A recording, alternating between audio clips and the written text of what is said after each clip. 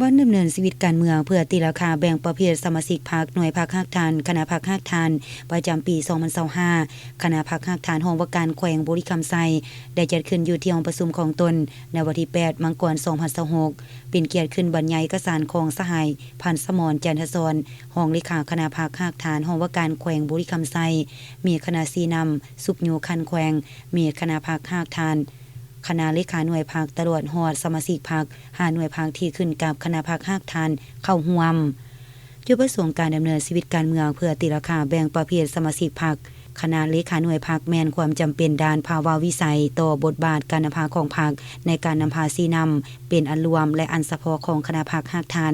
คณะเลขาหน่วยพรรคสมาชิกพรรคได้จัดตั้งพันขยายมติในระยะ1ปีผ่านมาสหายอย่างใดเรียกร้องให้คณะพรรคฮักทานคณะเลขาหน่วยพรรคจงได้ถือเอาบานดำเนินชีวิตการเมืองในครั้งนี้เป็นการตีราคาเคืนผลงานการนำพาซีนำที่ญาติมาได้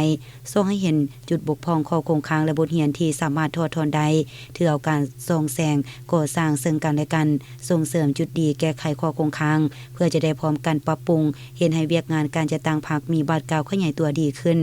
สมาชิกพรรคจะได้ใช้สิทธิประชาธิปไตยของตนตีราคาการนำพาของคณะเลขาหน่วยพรรคบุคคลสมาชิกพรรคด้วยกัน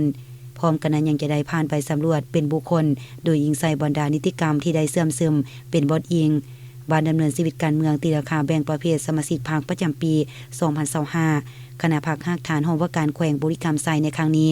จะได้ตีราคาคืนบทสำรวจการนำพารวมของคณะพรรคฮักฐานในระยะ1ปีผ่านมาทิศทางแผนการปีต่อหน้าและจะได้ดำเนินเป็นเวลา3วันจึงจะสำเร็จ